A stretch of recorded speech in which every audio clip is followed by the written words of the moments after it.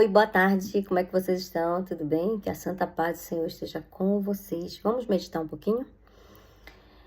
A palavra que eu trago hoje a palavra fica em 2 Coríntios 12, 9. Paulo diz assim: Mas ele me disse, minha graça é suficiente para você. Deus disse a Paulo, pois o meu poder se aperfeiçoa na sua fraqueza. Amém? Paulo, né? Quem era Paulo? Paulo era apóstolo. Ele foi um dos mais influentes escritores, teólogos e pregadores do cristianismo. Paulo era fariseu. O que é fariseu? É um grupo de judeu muito religioso e que se preocupava em interpretar corretamente as escrituras. Paulo perseguia a igreja, entrava nas casas, arrastava homens e mulheres para prisões. E Jesus, em várias vezes, repreendia os fariseus. Por quê? Porque fariseus faziam muitas coisas por aparência, davam mais atenção à tradição do que à palavra de Deus. Obedecer leis e regras era mais importante do que um coração sincero, e eles desprezavam as pessoas simplesmente porque não tinham um alto padrão de vida que eles tinham. Os fariseus tinham, né, esse alto padrão de vida. Então, Paulo era estudado, vamos dizer assim. Paulo tinha um status aí financeiro e perseguia a igreja. Uma certa vez, Paulo, a caminho de Damasco, ele teve uma visão, e Jesus, em grande luz, perguntou para ele: por que me persegues? Paulo ficou cego por 3 dias. Depois o Senhor mandou Ananias ir lá até Paulo e orar por ele. Ananias meio que questionou, porque sabia o histórico de Paulo, mas Jesus mandou, ele foi, orou. Paulo ficou bom da cegueira naquele momento. A partir daquele momento ele se tornou um anunciante da palavra de Deus incansável. Ele escreveu 13 livros no Novo Testamento e abriu muitas igrejas, e através dele muitas pessoas se converteram aí a Cristo. Qual a parte que Jesus fala isso para Paulo, né? Então, bora lá. A experiência de Paulo com Deus foi tão grande que, conhecendo Deus, conhecendo o coração enganoso do homem, permitiu que fosse colocado espinho na carne dele. Muitas vezes queremos nos aproximar do nosso relacionamento com Deus, mas não queremos passar nenhum tipo de problema. E ele fala: 3 vezes roguei ao Senhor que tirasse essa espinha de mim. Então, assim, Paulo, a partir do momento que ele começou a ter essa experiência com Deus, Deus permitiu que ele tivesse uma espinha, né, que era algo que atormentava Paulo. E quando Paulo orou a primeira vez, Jesus ficou em silêncio. Deus ficou em silêncio, a segunda silêncio, e a terceira ele respondeu que a graça dele era suficiente. Deus poderia curar Paulo, né? Poderia curar naquele momento da oração, poderia curar depois, poderia curar, não ter permitido, inclusive, mas conhecendo o coração de Paulo, conhecendo o passado, o presente e o futuro de Paulo, não curou. Então, isso não muda quem Deus é. Por quê? Porque o fato de Deus não ter resolvido aquele problema para Paulo não quer dizer que ele não resolveu o meu e que ele não pode resolver o seu. Então, o que Deus faz, o não de Deus para Paulo não quer dizer que Deus não tenha poder de mudar cenários. Então, Deus já me deu cura, Deus já me deu muitos sims, mas já me deu muitos nãos também. Então, não sei qual o momento, né, que você está agora, mas Deus, no caso de Paulo teve que ficar preso a uma espinha, né, um espinho. Permitiu colocar um espinho na carne dele. Teve que ficar preso um espinho para que ele se tornasse ali, né, uma pessoa mais aquebrantada, mais íntima, e ele foi usado extraordinariamente por Deus, Paulo. Paulo não parou, não se revoltou, Paulo não parou de pregar, de anunciar, porque ele sabia quem Deus era. Então tem um hino que fala assim: não adoro pelo que ele faz, eu adoro pelo que ele é, haja o que houver, sempre será Deus.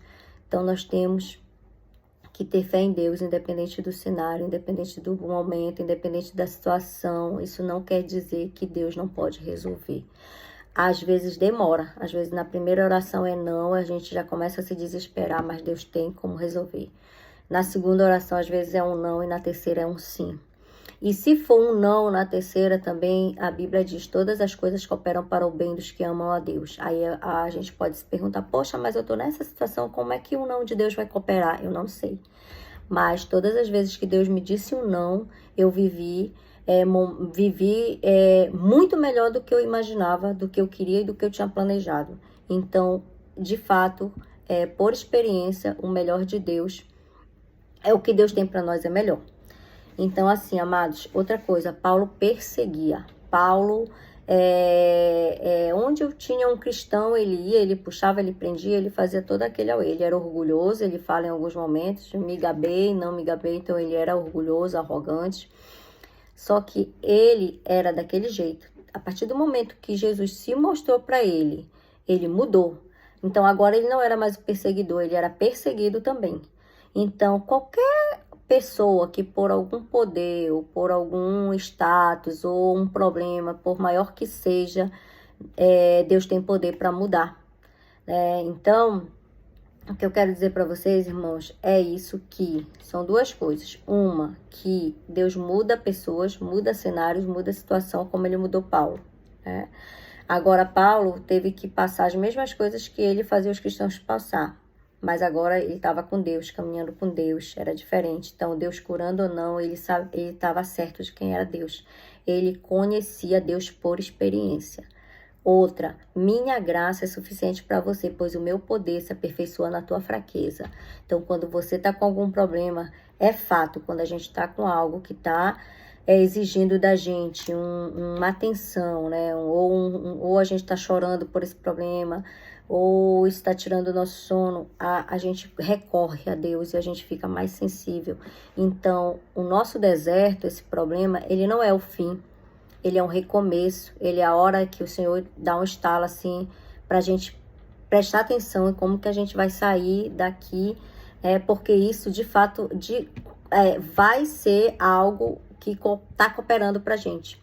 Então, como é que eu tenho que passar? O Jesus não disse que nós não teríamos problema. Ele disse o quê? Eu estarei com vocês. Eu sou o caminho, eu sou a verdade, eu sou a vida. Ele não disse, passa esse problema lá na frente, eu te espero, não. Ele disse, me dá as mãos, eu estou com você, eu sou o caminho. Então, ele está com a gente. Então, Paulo tinha certeza que Deus estava com ele o tempo todo. Não importava nada mais. Importava a fé dele, o coração dele em Cristo. E até porque quando Paulo morre, ele fala assim, combati o bom combate, terminei a corrida, guardei a fé. Agora me está reservada a coroa da justiça, que o Senhor, justo juiz, me dará naquele dia, e não somente a minha, e continua. Então, assim, Paulo fazia aquilo para Deus, né? Fazia toda a obra para Deus, porque ele sabia que a coroa dele não era aqui. Então, nós temos que florescer. Deus quer nos honrar na terra, Deus quer nos abençoar, mas tudo tem um propósito. Então, se Deus está em algum momento colocando você num cenário, te apertando, né? Puxando a orelha, eu tenho que saber. Eu acho importante falar, eu tive uma experiência que eu passei a primeira vez nesse problema, e eu passei muito, quando eu cheguei nesse problema, eu já comecei a ficar muito psicologicamente preocupada. Eu sempre, levava muito para esse lado de preocupação de querer resolver logo, para avançar processos, para ligar para alguém, ligar para outro, ligar para passar. E aí eu sempre meio que fazia do meu jeito, né? Tentava acertar do meu jeito, passei. A segunda vez de novo. Na terceira vez, eu meio que já fiquei ressentida, porque, poxa, Senhor, eu tenho orado, eu não queria que o Senhor tocasse nessa área, porque eu não estava me sentindo confiante, por isso eu coloquei nas tuas mãos, por isso eu te pedi, por isso não sei o quê. E o Senhor me respondeu, Laís, essa situação, quem contribuiu para chegar aí, eu permiti, mas foi você mesmo. Eu permiti, mas você já vinha dando esses sinais, sabe por quê? Porque você não fez isso, você não cuidou dessa pessoa aqui, dessas pessoas aqui, você não deu atenção, na hora que elas precisaram, você simplesmente fez que não viu. Então, eu entendi que aquela situação, aquela da terceira vez, eu precisava mudar minha postura para agradar a Deus. Eu estava fazendo errado. Então, eu corri, pedi perdão, né, e ajustei ali. E passei, creio que passei porque eu tive tempo ali, né, para ajustar. Então, um momento difícil, ele não é o fim, ele é um recomeço. Essa situação está contribuindo para o teu bem. Então, depois que você passar isso, você vai perceber qual era o tratamento.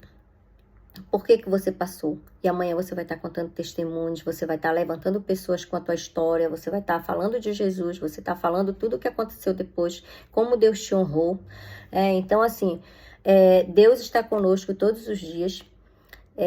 Nós teremos problemas, teremos aflições, porém, Ele está caminhando com a gente. Então, se eu vivo, né, se eu estou agora no momento bom, eu tenho que aproveitar. A Bíblia diz que o dia de amanhã, eu não tenho conhecimento do dia de amanhã, ele não me pertence. Eu tenho que viver hoje, eu tenho que florescer hoje, eu tenho que fazer meus planos hoje, colocar na mão do Senhor.